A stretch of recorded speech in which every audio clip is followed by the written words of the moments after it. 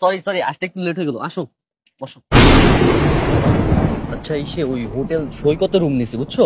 চলো। আচ্ছা ঠিক আছে। এই, তুমি কি নতুন পারফিউম নিয়েছো? তোমার আগের পারফিউমের ফ্লেভারটা পাচ্ছি না, মনে হচ্ছে নতুন কিনছো।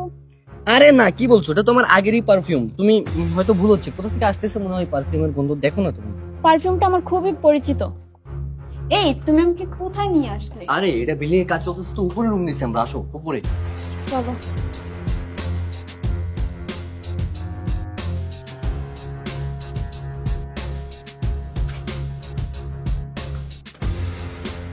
আসো। দুদিন পরে তোমার বিয়ে, আর বোধহয় হবে না হোটেলে আসা এইভাবে। হ্যাঁ, বসো। ঠিকই বলেছো, আমারও না বিয়েটা করার ইচ্ছে ছিল না, কিন্তু ফ্যামিলি থেকে এতটা প্রেশার দিচ্ছে যে আমি বিয়ে করতে বাধ্য হচ্ছি। আরে পাগলি, সমস্যা নাই, বিয়ের পরেও তুমি আমার সাথে হোটেলে এসে সময় দিবো। আসো বসো।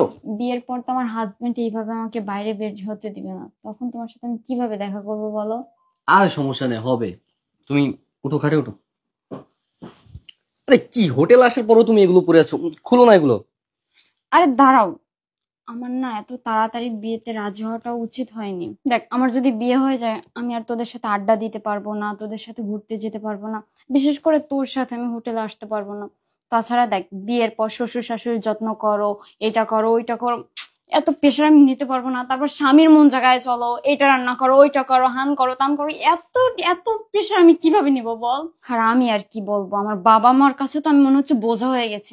আমাকে ঘর থেকে বিদায় করতে পারলেই তারা মনে হয় বেঁচে যায়। মানে তোমার বিয়ে হবে, তোমার সংসার হবে, বাচ্চা কাচ্চা হবে, হ্যাঁ, তার মানে তো এই না যে তোমার আর আমার যোগাযোগ বিচ্ছিন্ন হয়ে যাবে। তুমি আসবে না তোমার বাপের বাড়িতে, আর তোমার হাজবেন্ড তো সবসময় বিজি থাকবে কাজ কামে, তো ওই ফাঁকে তুমি আমাকে কল দিবা, আমি চলে আসবো। তুমি একটু টেনশন করো না তো। তারপরেও না, আমি তোমাকে খুব মিস করব। আরে, কে জানি আসছে, একটু দেখো না। আরে রুম সার্ভিস হয়তো বা। আচ্ছা আমি দেখতেছি, তুমি বসো। আরে ভাই, আমাদের কিছু লাগবে না, যান এখন এখান থেকে। আরে বলছি তো ভাই, কিছু লাগবে না, এখন যান। আরে, আরে আশ্চর্য, কি ভাই এগুলো কি শুনুন? আরে বেরোন, এখানে আমার গার্লফ্রেন্ড আছে, সরুন। আরে জানি এই লোকটা কে, না বলে রুমে ঢুকছে। এই, আপনি কে? এই, তুই বুঝতেছিস না আমি কে? হ্যাঁ, আরে, আপনি এখানে? হ্যাঁ, আমি এখানে। এই, তুই যে এত বড় কি? এটা আমি আগে জানতাম না। 2 দিন বাদে তোর সাথে আমার বিয়ে, আর তুই অন্য একটা ছেলেকে নিয়ে হোটেলে চলে এসেছিস। এই জানোয়ারের বাচ্চা, খানকি মাগি, ওঠ, উঠায় বলছি।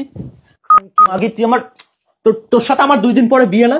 তুই হোটেলে রঙ্গলীলা করছিস? এই, কথা বলছিস না কেন? কথা বল, বসে থাক। এই মারাত্মক। এই, তুই জানিস ওকে? ওর সাথে আমার 2 দিন পরে বিয়ে, আর তুই এখানে ওর সাথে কি করতে এসেছিস? এই কথা বলছিস না কেন? কেন মারছি আমি তো বুঝতে পারছি না। আহ, তোমার লেগেছে তাই না? খুব ব্যথা পেয়েছো তাই না? আচ্ছা, আমি বুঝতে পারছি না আমি তোমাকে কেন মারছি। আসলে তুমি তো আমার বিয়ে করা বউ না, এখনো তোমার সাথে আমার বিয়েই হয়নি। তাহলে আমি কোন অধিকারে তোমাকে মারছি? মানে বুঝতে পারছি না কোন অধিকারে মারছি আমি তোকে। কেন মারছি আমি তোকে? এতগুলা লোক আমার বাড়িতে, এতগুলো আত্মীয় স্বজন, আগামী 2 দিন পরে তোর সাথে আমার বিয়ে। আমি 5-6 লক্ষ টাকা স্বর্ণ গয়না কিনেছি, এত এত লোক আইটেম করেছে, এত এত সবকিছু বাজারঘাট করেছে, আর তুই এখন অন্য একটা ছেলেকে নিয়ে রঙ্গলীলা করছিস। আমি আমি বুঝতে পারছি না, মানে কেন করলি এমনটা? মানে আমাকে তো বলতে পারতিস যে তোর একটা দিয়ে হয় না, তোর 10টা লাগে। কেন বলিস নি আমাকে? মানে আমি কেন রাগ করছি আমি বুঝতে পারছি না। আমি কেন রাগ করছি বল না? মানে বন্ধু তাই না? একেও তো তুই বিয়ে করবি না, আমার কি অপরাধ ছিল? আমি একটা ভালো মেয়েকে বিয়ে করতে চেয়েছিলাম। তুই কি বললি যেন, যে আমি অফিসে চলে যাব, তোরা 2জন দেখা করবি, কথা বলবি, অনেক কিছু করবি তাই না? কেন করবি? মানে এখন আমাকে একটু বুঝিয়ে বলতো, বর্তমান সমাজে কি ভালো কোনো মেয়েকে আমি বিয়ে করতে পারবো না? মানে সব কি তোদের মতো খারাপ? মানে আমাকে একটু বুঝিয়ে বল না, আমি যে রাগটা করছি এটা কি রাইট আছে আমার রাগটা করার? 100% রাইট আছে। মানে কেন কেন করলি তুই আমার? এই, তুই কথা বলছিস না কেন? মানে আমি যে রাগটা করছি, আমার রাগটা কি, মানে আমার কেন রাগ করছি? আমি যে রাগটা করছি এটা কি রাইট আছে আমার? 100% রাইট আছে। তুই তো ওকেও বিয়ে করবি না, কেন করলি? এই, কথা বলছিস না কেন? না না, আমি যেটা করছি এটা ভুল হচ্ছে আসলে। আমার কি করা উচিত? এই বল না, আমার কি করা উচিত?